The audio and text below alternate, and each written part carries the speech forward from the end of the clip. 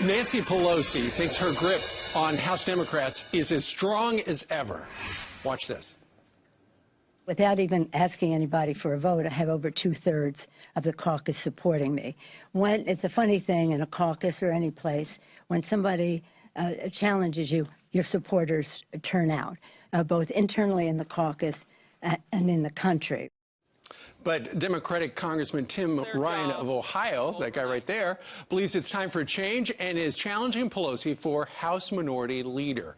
He joins us right now from the Cannon Rotunda. Good morning to you, sir. Good morning. Okay, so there she is saying she's got 2/3 of the House Democrats on board. You spent the weekend calling folks up on the phone. What were they saying to you? Well, I think there's an appetite for change within our caucus. I think people are saying, look, if there is 1/3 of the voters in our caucus, it's probably the 1/3 of the voters that are in the closest elections of anybody in our entire caucus.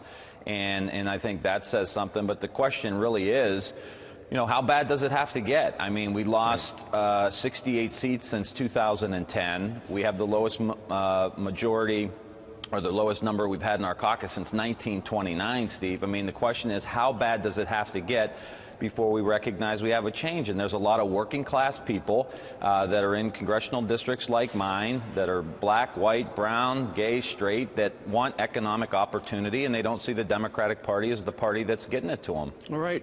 Tim, if you were made minority leader, what kind of changes would you bring that she doesn't have on the table right now?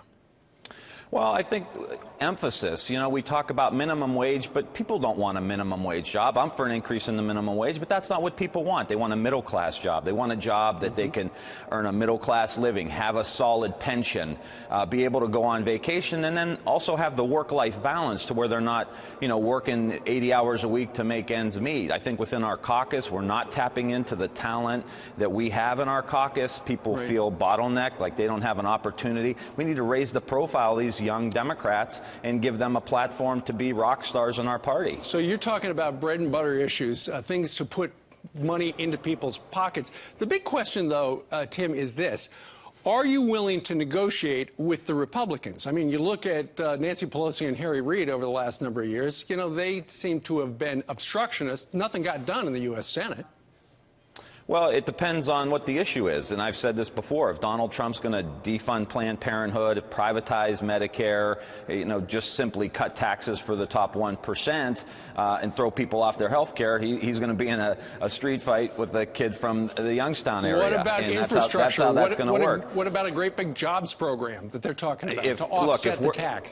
If we're going to get people back to work, we're going to sit down and we're going to talk to them. But what I've been reading about the infrastructure bill is it may be a little gimmicky, it may be a giveaway. I haven't seen the details, so I don't want to comment too much. But if we're going to get working class people back to work, building things, moving and making America the advanced manufacturing capital of the world, where we're exporting things, where people are making things and we can drive those jobs into coal country and places like Youngstown, Ohio, then, you know, we're going to sit down and talk and try to make that happen. And I think that's the direction we can go in. But if he doesn't, if he goes down another direction, he's going to have a fight on his hands. Ultimately, that's a negotiation, though, isn't it? Sure. Yeah. I mean, that's the process. Yeah, but that's the process. I'm laying out for my colleagues the fact that we don't have to give away our values or our principles. I'm willing to take Trump on. You know, I spent my life coming up through a pretty rough area politically, and I know how to do that. And then, but we also need a positive vision for where we're going, and it's about these middle-class jobs. Sure. It's about the people in Youngstown who've had a rough time making ends meet because of the national, I think what's happened nationally, we got to help them out. Well, the big election there in the Democratic caucus is November 30th. Tim Ryan of Ohio, good luck to you, sir. Thank you very much. Thank you. All right.